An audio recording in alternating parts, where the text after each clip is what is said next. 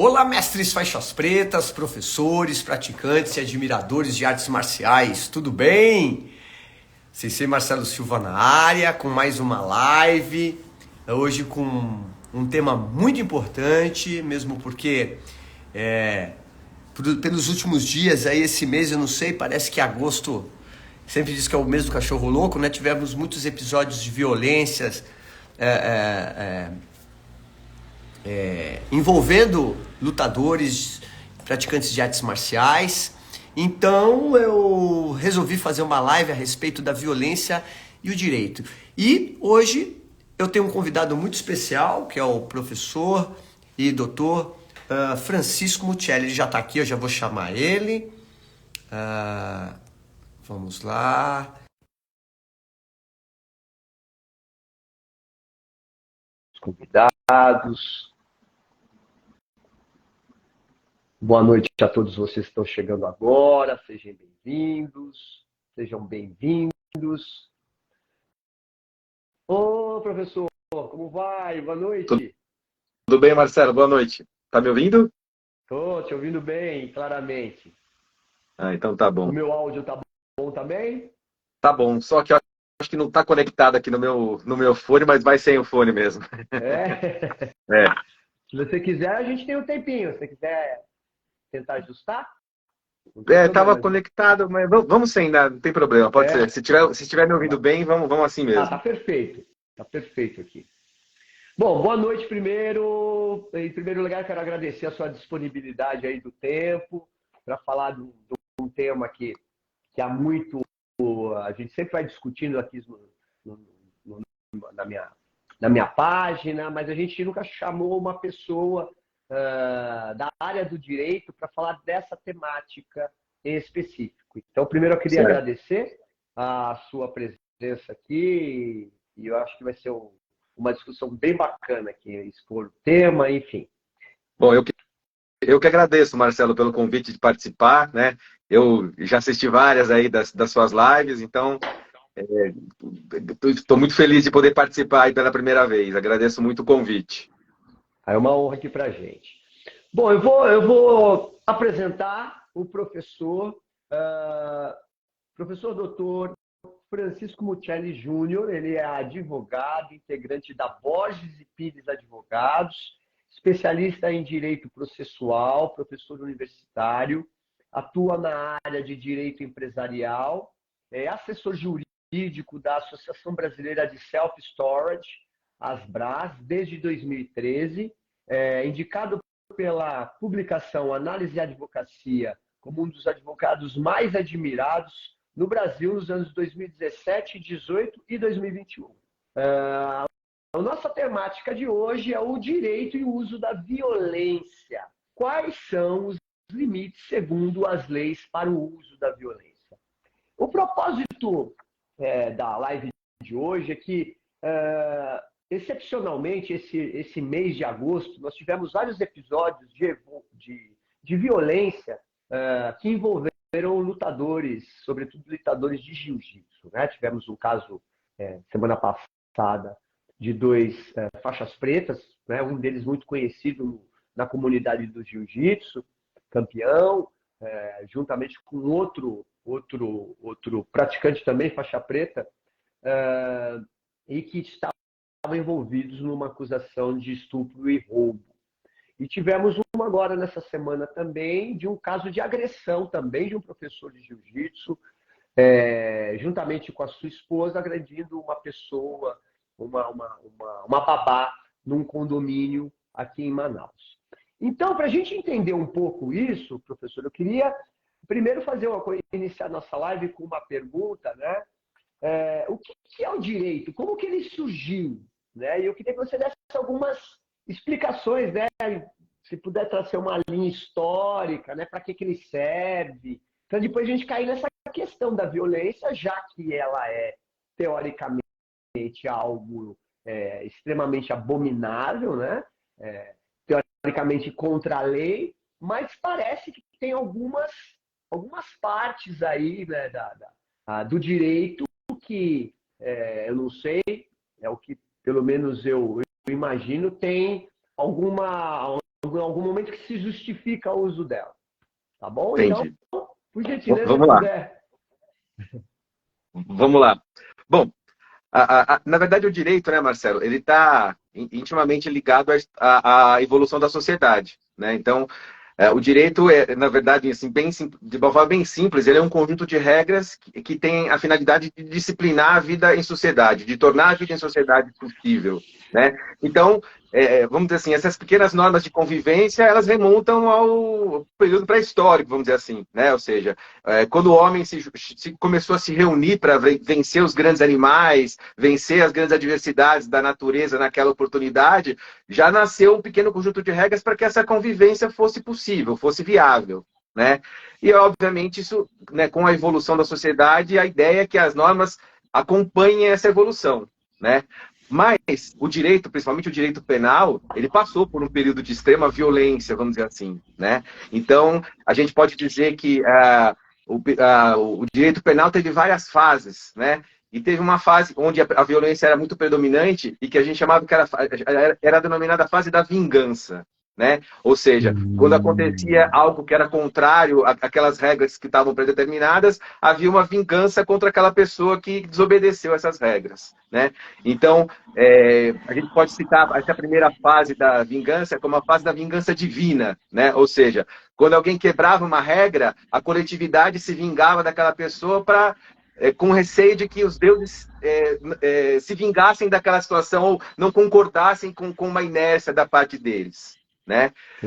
Depois dessa fase, a gente teve a chamada fase da vingança privada, né? Onde surgiu aquela famosa lei que você já deve ter ouvido falar, que é a lei do talião, né? Que é o olho por olho, dente por dente. Dente né? por Então, dente. era a ideia de o mal contra o mal, né? Então, se a pessoa cometeu um crime lá, roubou, cortavam a mão. Se ela matou, matavam também. Então, como eu disse, né, nessa fase a violência era extrema, né? Então, nesse momento, começou a chamar a atenção do Estado, né, do poder público, vamos dizer assim, de que havia muito exagero por conta do subjetivismo, né? Quer dizer, às vezes o que era grave para um não era para outro, mas mesmo assim aquela retaliação tinha extrema violência. Então, nós passamos por uma fase que a gente chama de vingança pública, né? Então, onde o Estado, ele, vamos dizer assim, indicou um representante para que pudesse aplicar as sanções, aplicar as penalidades naqueles que descumpriam a lei. Mas também ainda prevaleciam essas penas violentas, prevalecia essa postura violenta, digamos dessa forma, né? Assim, numa linha do tempo bem breve, né? A história é longa, mas, enfim, um outro passo interessante do direito penal foi com o surgimento do direito romano, né? Então, em Roma, começaram a surgir as primeiras codificações, que é o que a gente fala, ou seja, a reunião de normas, de regras sobre as condutas. Então, começou a se definir a ideia de crimes, o que seriam crimes, quais seriam as penas aplicáveis, mas ainda a gente vislumbra a pena de morte e outras penas com grande violência, né? Que ainda em algumas partes do mundo são aplicadas, né? Que ainda são Estados aplicadas Unidos em algumas ainda, partes alguns do países mundo. do Oriente Médio, né? No Japão. Sim, de acordo aí com a gravidade da conduta, né? Nos Estados Unidos também tem a pena de morte, a pena de prisão perpétua, né? Que, obviamente, não tem a violência da pena de morte, mas é uma situação que restringe a pessoa da convivência social pelo resto da vida, né? E depois do direito romano, aí nós passamos por uma fase que é a época do chamado iluminismo, né? Onde a gente, então, começa a ver uma preocupação maior com a vida, uma preocupação maior em ter penas menos graves, menos violentas, né? Penas até, de alguma forma, em dinheiro, em pecúnia, para que a pessoa, né, sentisse, às vezes, o cumprimento de uma regra, mas no bolso, que é uma forma que até hoje a gente também usa, né?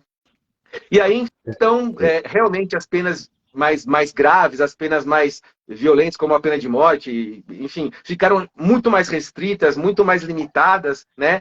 E, como você falou, hoje em dia ainda a limitação é maior para alguns países, algumas culturas apenas aceitam esse tipo de situação, né? A maior justificativa na minha leitura para muitos países não adotarem essa situação obviamente, a questão da vida, né, a primazia da vida sempre, mas a questão também do erro judiciário, né? Ou seja, é difícil você ter um sistema judiciário infalível, que não cometa erros. E Perfeito. esse erro é um erro irreparável, né? Quer dizer, a partir do momento que a pena foi efetivamente executada, não tem mais o que ser feito, né? E se a gente for analisar a história aí do direito penal, você vai encontrar casos de erro judiciário, mesmo no caso de no caso de penas de morte, né? Aí a ideia ou a possibilidade que nos resta é tentar reparar o dano moral ou material que a família sofreu, mas obviamente aquela vida não tem o que fazer, não tem como voltar, né? Bom, então, mais ou menos com relação à evolução, acho que esses são os pontos mais interessantes, né? Mas, né, Sensacional, muito bom. se nós vamos nos preocupar um pouco mais aí com os dias atuais, na verdade, hoje em dia, na minha leitura, o direito é totalmente avesso a qualquer tipo de violência, né?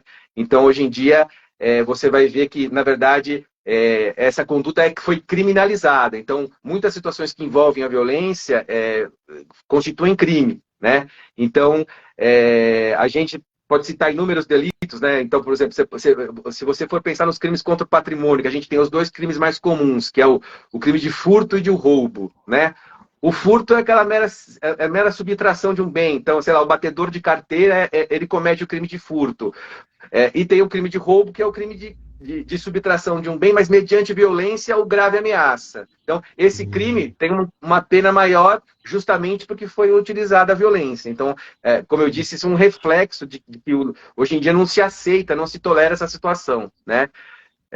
Se você for ver também uma norma que hoje em dia é muito falada, muito comentada, que é a Lei Maria da Penha, né? Ela fez questão de enumerar diversos tipos de violência contra a mulher, né? Então ela fala em violência física, ela fala em violência psicológica, em violência sexual, violência patrimonial e violência moral, né? Então veja que tipos de violência hoje em dia a nossa legislação elenca e aponta que podem ser cometidos contra a mulher, mas na prática também podem ser cometidos contra qualquer pessoa, né? Então qualquer pessoa pode sofrer uma violência física, uma violência psicológica, uma violência sexual, enfim. Mas é a evolução da lei no sentido de, né, coibir, tentar evitar esse tipo de conduta na sociedade atual, né? Perfeito, perfeito. Só um ponto que eu queria falar com relação à questão, né, dessa evolução do direito, né, que ela segue a vida em sociedade. Quando a gente fala sobre esse assunto e dá aula, a gente cita muito um caso, um filme que talvez você conheça, as pessoas conheçam, que é aquele caso do filme dos sobreviventes nos Andes, né? Onde o avião lá caiu nos Andes, eles ficaram isolados, enfim, ficaram tentando sobreviver, né? Então, você veja que lá eles formaram uma microsociedade, né? E eles foram obrigados a criar regras que para o nosso dia a dia aqui não são aceitas, mas foram regras que tornaram a sobrevivência daqueles que não morreram no acidente possível, né? Então, quer dizer, veja que, né, como cada tipo de sociedade, de acordo com a sua realidade, com as suas características, as suas condições, acaba criando regras para viabilizar, né? O único ponto é que nem sempre, nos dias atuais, né, o legislador percebe essas necessidades com tanta rapidez, né? Então, às vezes, as condutas vão acontecendo, mas o Poder Legislativo ele não tem, às vezes, a velocidade necessária para regulamentar ou para regrar aquela situação. Perfeito, perfeito. Vamos aproveitar e entrar. Foi sensacional isso aqui. Já peguei um monte de informação, viu, professor? Mas vamos entrar então no tema. Então, sempre me perguntam, às vezes, e a gente, às vezes, na própria aula, né, como a ideia da nossa conversa é tratar da violência, só que no sentido reverso. Então, assim, eu recebi uma agressão, né? Um ato de violência, sei lá, alguém veio me agredir e me dar um soco na cara, né? E aí eu sei uma técnica, né? Ou mesmo não sei, e revido isso. Tá. Na mesma, sei lá, na proporção de vida, enfim. Como que o direito vê essa ideia de eu possuir, né? Pegando uma situação especial, eu possuir um conhecimento técnico, ou ser uma pessoa que pratica uma arte marcial e me defender, né? Evitar a agressão Tá. e provocar, né, agressão na pessoa. De repente, sei lá, eu vou defender, ele cai, bate a cabeça e fica com um galo, ou quebra um braço, Sim. né? Como que é essa interpretação de usar a violência pela violência? Bom, então, o que acontece na prática é o seguinte, né? Então, para o direito penal, existem algumas situações que é o que a gente chama de excludente de ilicitude, né? Como é que a gente traduz isso? Então, na prática, você cometeu um delito, mas, em razão das circunstâncias em que esse delito for cometido, você não vai ser punido por conta dele, né? Então, existem 4 possibilidades que a legislação penal estabelece, né? A primeira é o chamado estado de necessidade, né? A segunda é a legítima defesa, que se insere nessa ideia que você está pontuando. Sim. Outra situação é o que o direito penal chama de estrito cumprimento do dever legal, né? E a quarta e última situação é o exercício regular de direito. Vamos falar primeiro da legítima defesa, que é essa situação que você falou. Por favor, né? isso é muito então, legal. o que acontece é o seguinte, então, num caso como esse, então, eu estou em algum determinado lugar e alguém, de uma forma injusta, sem que eu tenha provocado, sem que eu tenha incitado, vem me agredir, vem promover uma agressão, né? Então, o que acontece? Eu, segundo a legislação penal, usando de meios moderados, eu posso repelir essa injusta agressão, né? Então, essa é a legítima defesa. Então, no caso do lutador, se ele tem a técnica, na minha visão, o meio moderado é conter aquela pessoa, né, para evitar que a agressão se perpetue. Se for necessário usar a força, se for necessário aplicar um golpe mais efetivo, algo do gênero, na minha visão, está dentro dessa situação. O que não pode acontecer é um excesso nesse meio moderado, né? E aí, justamente, quando envolve um lutador, quando envolve um policial, que aí salta aos olhos o excesso, né? Então, vamos pegar o exemplo do policial também, que é um exemplo muito comum, né? Então, existe lá uma situação de sequestro em que o policial tem lá o refém, e o policial dá um tiro no agressor lá para afastar aquela situação, né? Nesse caso em especial, ele está agindo em legítima defesa de terceiro, não é dele, mas é de um terceiro, né? Mas, enfim, a partir do momento que ele dá um tiro, e ele é treinado para isso, ele vai dar um tiro no ombro para imobilizar a pessoa e cessar aquela situação de risco, na minha visão, está plenamente dentro da legítima defesa, tá? Mas, a partir do momento que ele, tendo esse treinamento, ele vai dar 15 tiros naquela pessoa, aí a gente vê que houve um excesso nessa legítima defesa. E por conta do excesso, o próprio direito penal diz que a pessoa tem que ser punida, né? Então, ela pode agir, como a lei diz, com meios moderados para repelir aquela injusta agressão.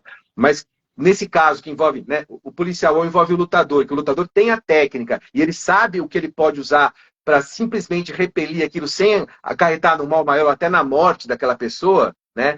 Como a gente infelizmente vê acontecer no dia a dia, né? Você falou o caso do lutador, mas eu vi ontem ou anteontem um brasileiro que reside em Portugal, que discutiu com um motoqueiro lá, porque o motoqueiro passou em cima da faixa, não se sabe quem é essa pessoa, se é um lutador, se é uma pessoa que não conhece nenhuma técnica, mas deu um mata-leão na pessoa, matou, né?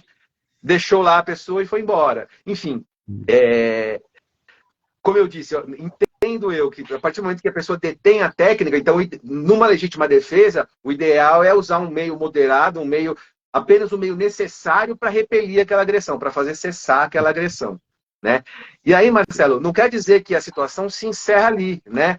Ou seja, do ponto de vista penal, isso vai ser avaliado para ver se realmente corresponde à realidade, à narrativa que está sendo feita, né? Então, não quer dizer que houve, por exemplo, uma morte em razão de legítima defesa. A pessoa agiu em legítima defesa e matou outro. Então, não quer dizer que cessou ali o problema, que está tudo resolvido. Não. Vai haver um inquérito policial, vão ser avaliadas as situações, vão ser avaliados os fatos para ver se corresponde à realidade, à narrativa que foi feita de legítima defesa, né? Perfeito, perfeito. Nossa, genial essa sua explicação, professor. Então, só para recapitular, porque é tão rico, eu estou anotando aqui. Se eu disse que são 4 situações, essa é a legítima defesa? Aí tem o chamado estado de necessidade, né? E o que seria o estado de necessidade é aquela situação em que você precisa tomar aquela conduta para salvar a sua própria vida, por exemplo, né? quando eu ministrava aula para o pessoal de administração, de contábeis, eu costumava brincar com eles e dar o exemplo daquele filme lá do Titanic, né? Tem aquela cena final do Leonardo DiCaprio lá na tábua lá com a moça, né? Enfim, e eles estão lá para... Só vai sobrar um, né? Então, naquele momento, se a moça em cima da tivesse empurrado ele para poder sobreviver, ela estaria agindo em estado de necessidade, né? Então, é uma conduta que você vai tomar para preservar a sua própria vida, ou a vida de terceiros também, né? A outra situação é o estrito cumprimento do dever legal, né? Então, a gente pensa, por exemplo, no caso do policial que tem que usar a força para deter uma pessoa e pode, por acaso, causar uma lesão, causar algum dano físico na pessoa. A gente pensa no caso, por exemplo, do oficial de justiça que tem que arrombar algum lugar para buscar um bem, para prender um bem. Ele está praticando crime de dano, mas ele está agindo porque a lei autoriza que ele faça dessa forma, está cumprindo o dever dele, né? E o último é o chamado exercício regular de direito, que é, por exemplo, o caso do lutador quando ele vai disputar um torneio, né? Lá, quando tem um torneio, pode acontecer de alguém sofrer uma lesão, né? Sei lá, cai de mau jeito, ou toma, somente numa luta de boxe, sai todo, né?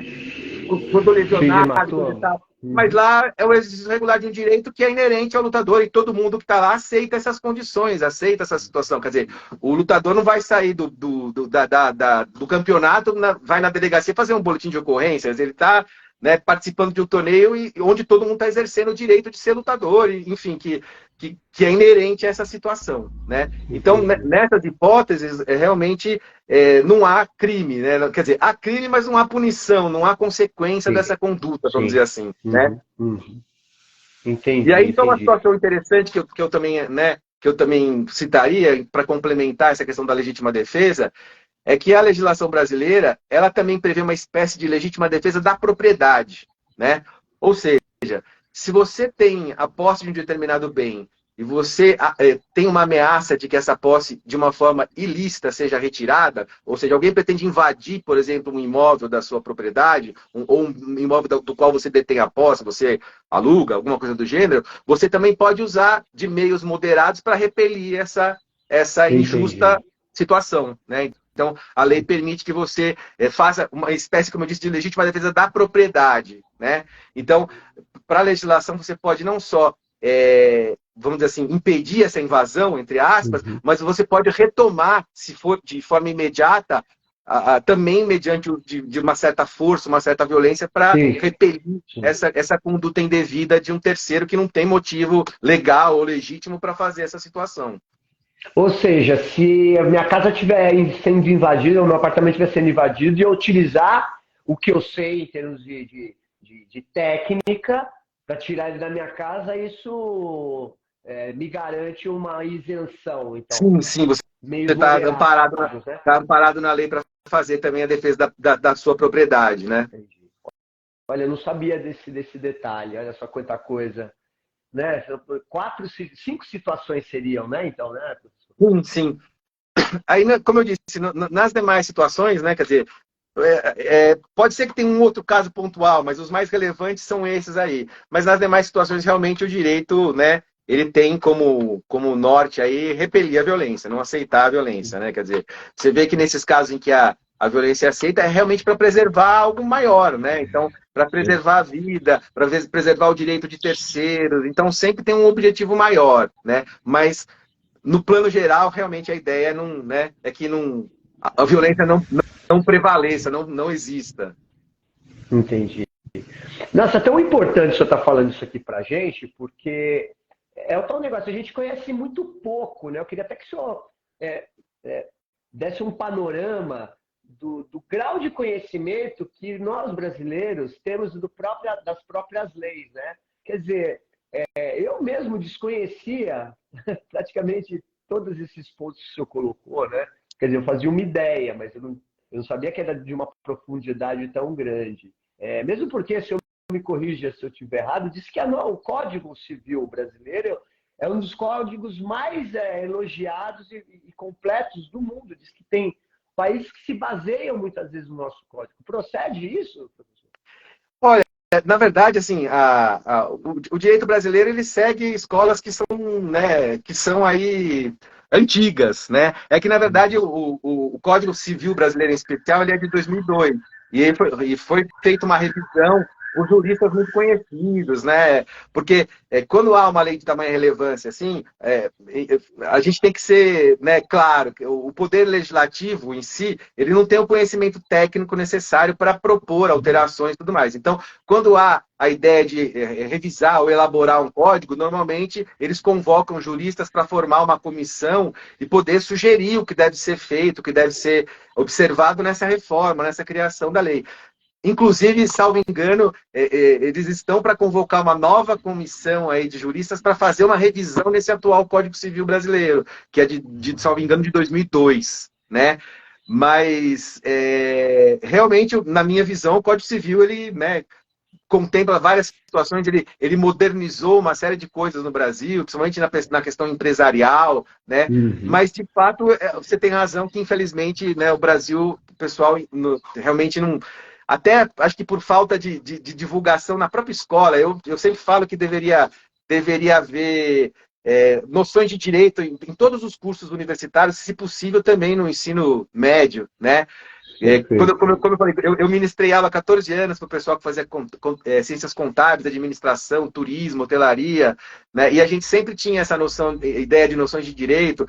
Eu fazia questão de trabalhar com eles, por exemplo, a Constituição Federal, que é a nossa lei mais importante, né? Que tem lá o artigo 5º, que tem os direitos e garantias individuais de todo cidadão. Então, eu passava item a item com eles, falava, porque muita coisa que acontece, a gente não sabe que está na lei e realmente muita coisa a gente desconhece, né? E eu sempre também alertava todos eles para uma situação que também muita gente não conhece, que é o fato de que a legislação brasileira, ela diz o seguinte: ninguém pode deixar de cumprir a lei alegando que não a conhece, tá? Então, jamais eu posso falar, olha, putz, eu não fiz isso porque eu não sabia que era lei, me desculpa. Não, então, todo cidadão tem a obrigação de conhecer a lei e o desconhecimento não é desculpa, não é excusa para deixar de fazer e, por conta disso, sofrer as consequências por ter descumprido aquela lei. Não, né? isso é tão importante que o senhor está falando, porque, de fato, ninguém conhece essa obrigação do cidadão brasileiro de ter que conhecer a lei. Sim, sim. Então, tem muitas...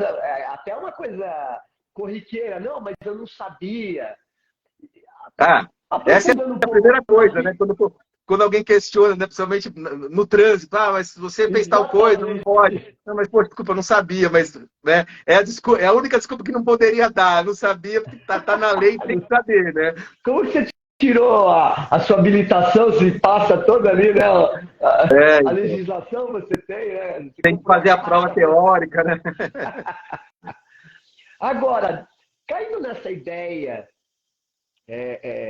da pessoa ter consciência, né, saber da lei, eu também acho que seria fundamental, né, ter nas escolas, e principalmente nas academias de lutas, né, porque os professores, eu mesmo não conheço como que é essa ideia, o senhor está explicando a respeito do direito à defesa, né, em várias circunstâncias, como é que eu posso utilizar, né, de uma ação física, né, ou mesmo outros tipos de ações que envolvam proteger o meu patrimônio, uma visão da minha casa, alguém me agredir, e que isso a lei vê como sendo algo que eu tenho direito, né? E em termos de ambientes, locais, de academias, né? De artes marciais, por exemplo. Como que ficaria, por exemplo, porque, por exemplo, na academia a gente tem um contrato, né? Que está lá, olha, essa atividade requer um preparo e, em algumas situações, incorre de lesões, é uma atividade de luta. Então, tem um contrato que ele lê ali. A minha pergunta é o seguinte: quando que a lei enxerga quando alguém que esteja fazendo uma arte marcial dentro de uma academia e sofre uma lesão, por exemplo, que isso já aconteceu, né? De alguém ir lá processar a academia ou processar o professor, sendo que a atividade já oferece um risco de ter uma lesão, de quebrar alguma parte do corpo. Como que é?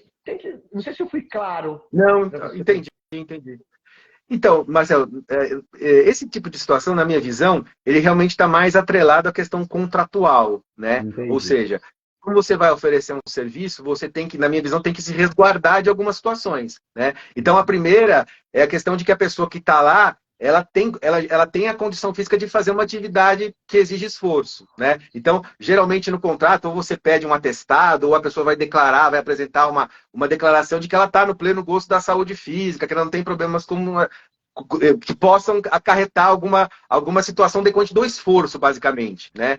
Sim. E acho que uma outra situação é essa segunda questão que você pontuou, né? Entendo eu que seria interessante no contrato existir expressamente uma isenção de responsabilidade do professor ou da academia, porque notadamente é um esporte de risco, né? Então, quer dizer, se houver alguma lesão ou algum problema, porque, como você falou, ele pode cair, deslocar um ombro, quebrar um braço, Sim. faz parte da arte marcial, né? Isso é normal, Sim. ainda mais no treinamento, né? Então, a ideia é contratualmente deixar claro que ele está ciente do risco e ele isenta você de responsabilidade, tá? Até é como a gente fazer um paralelo, por exemplo, a questão desses esportes que não são artes marciais, mas que tem risco, né? O bungee jump, o alpinismo, a escalada. Pode acontecer qualquer coisa da pessoa não voltar, né? Enfim,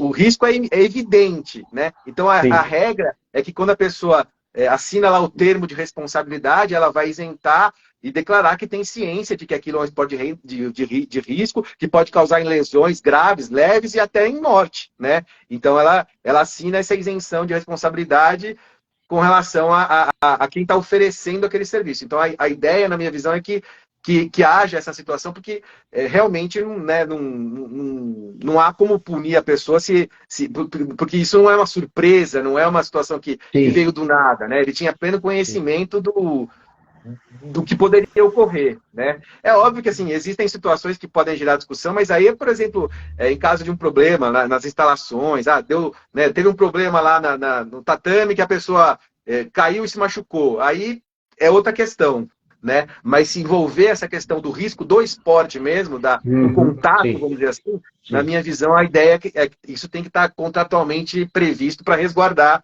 consequências futuras. Né? É mais ou menos, né?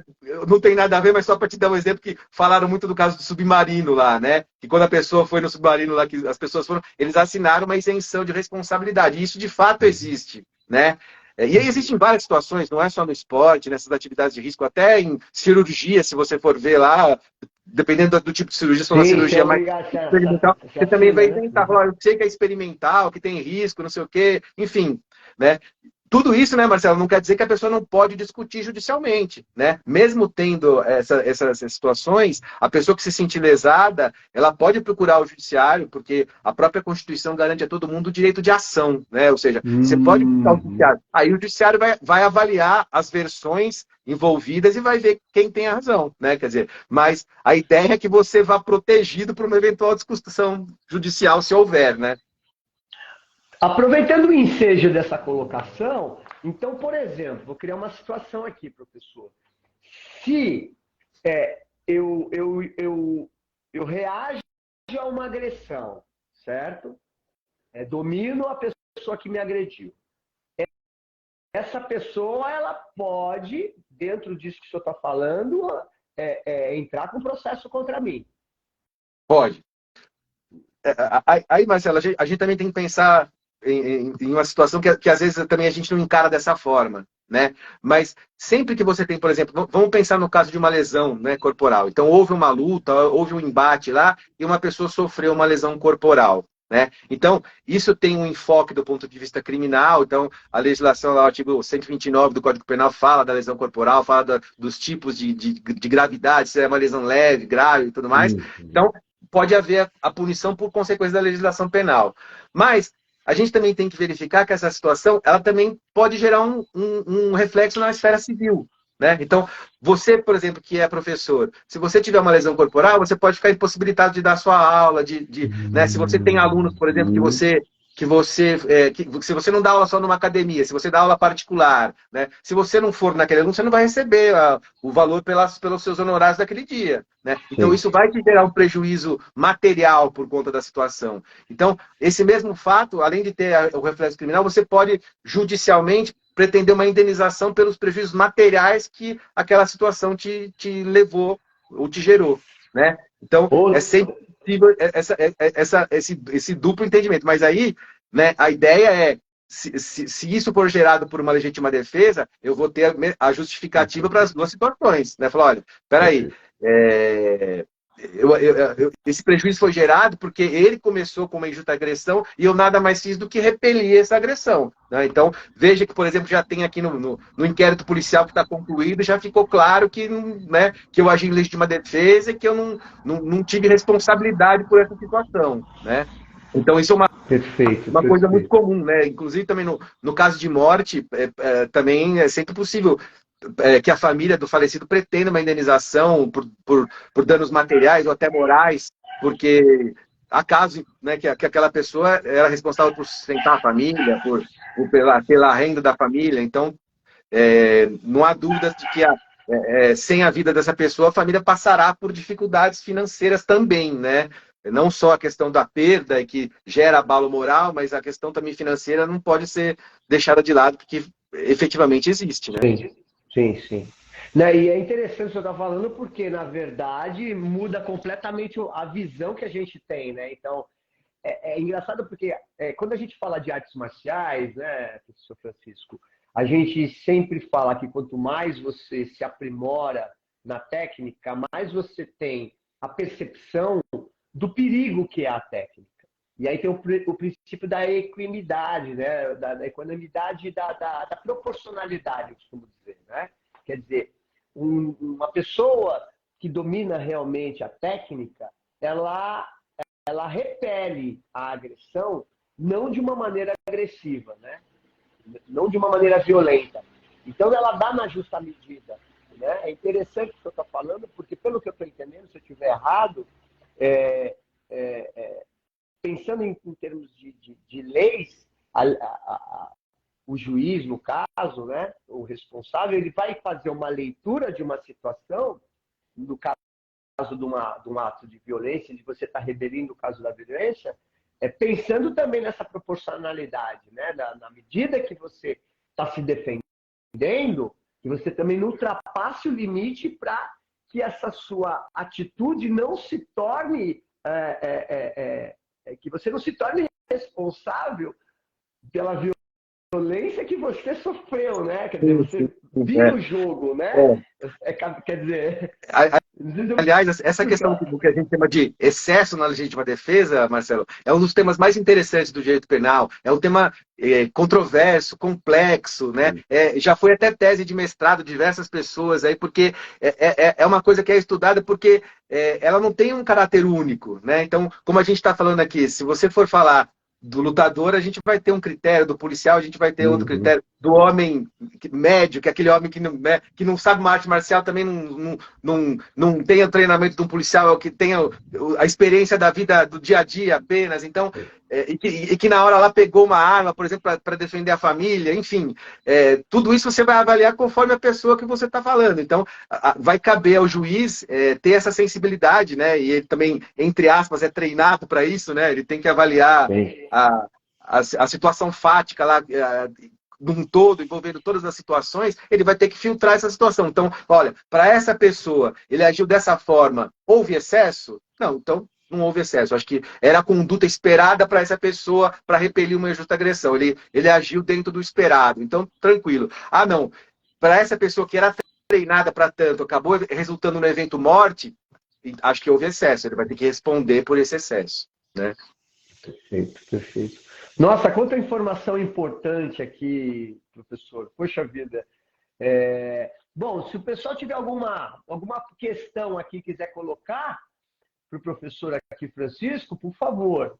Está sendo muito interessante aqui as colocações e, nossa, como vai ampliando, né? Nada melhor do que a gente estar conversando sobre essas coisas e que às vezes a gente pensa, né? Principalmente nós que trabalhamos com artes marciais, a gente pensa que a gente às vezes não tem nem noção, na verdade, eu mesmo não tinha nem noção do quão amplo que é tudo isso, né? E como é importante a gente estar trazendo essas temáticas, né? Para, inclusive, popularizar, vamos dizer assim, o direito, né? Porque ele é tão impopular, né?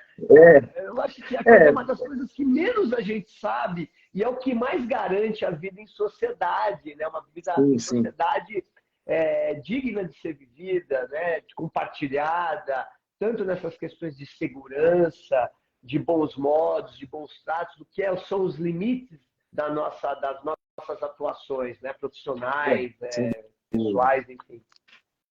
É que, na verdade, né, Marcelo, assim, infelizmente, nos dias que nós vivemos atualmente, com essa tamanha violência, né, as pessoas acabam. Eu não estou falando pontualmente desses nossos casos, desse nosso exemplo, estou falando do dia a dia, né? Onde você não pode sair na rua tranquilo por conta de não poder portar um celular, não poder usar o celular na Avenida Paulista, que você vai ficar sem.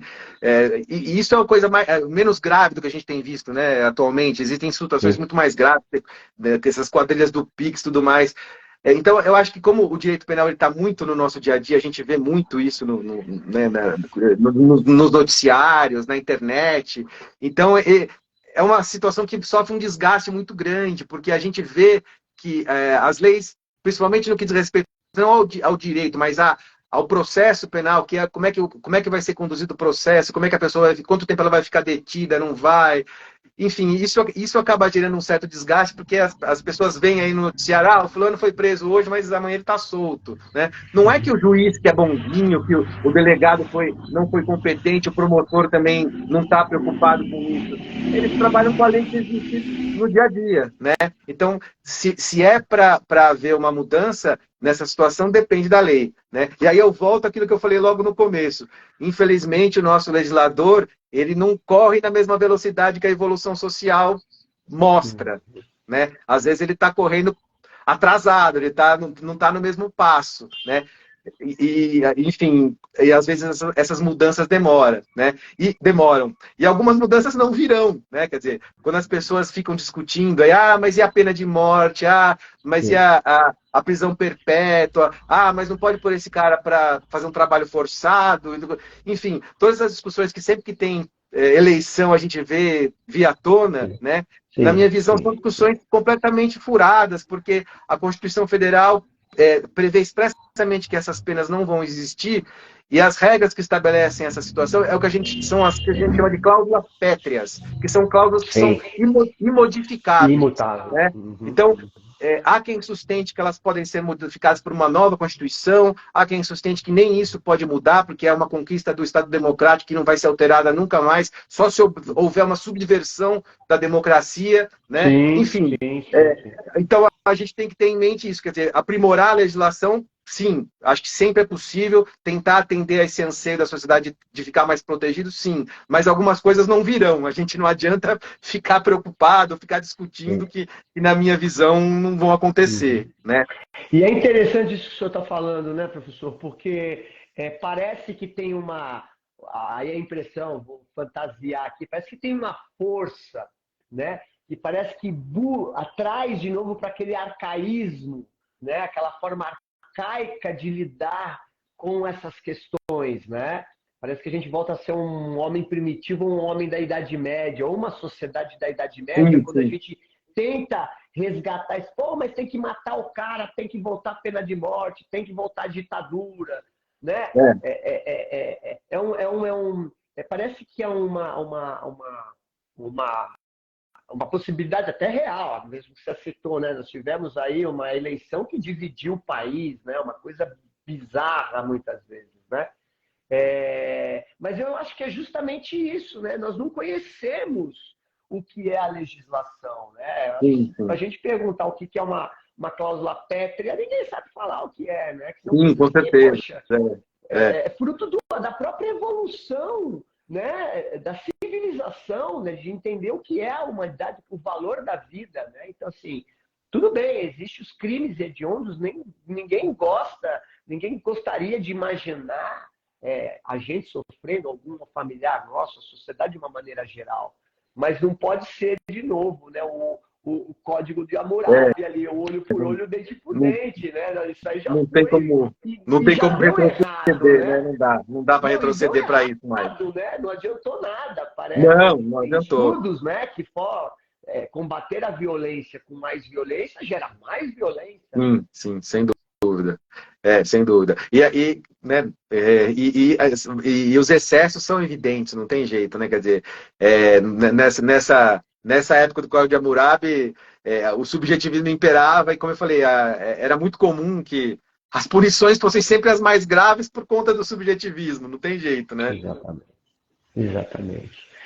Poxa, professor, eu quero agradecer demais aqui, porque que aula que o senhor deu pra gente aqui. Nossa, imagina, eu que agradeço, Marcelo. Informação, viu? É algo que eu já estava querendo fazer há algum tempo e agradecer profundamente aqui a sua aula, uma aula que vai ficar gravada aqui no canal, vai ficar gravada lá no YouTube. Legal. E, poxa, eu quero agradecer muito mesmo, o pessoal está aqui parabenizando, inclusive. E eu que agradeço, professor, por favor. Eu que agradeço o convite, Marcelo.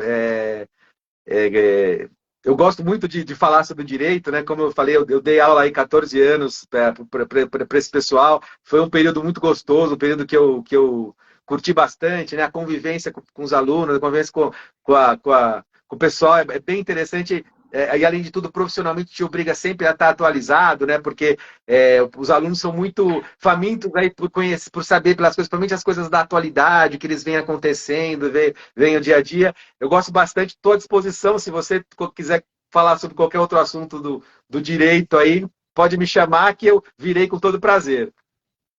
Com certeza chamarei, professor, porque tem muita coisa chegando, né? E realmente, às vezes, precisamos deixar bem claro. E hoje a gente tem essa facilidade, né, da internet, né? E isso é pulverizado para o maior número de pessoas possíveis para a gente trazer conhecimento e informação. Professor, muito obrigado, viu? Muito obrigado mesmo. Agradeço aí o pessoal todo aqui da página do CC Marcelo Silva.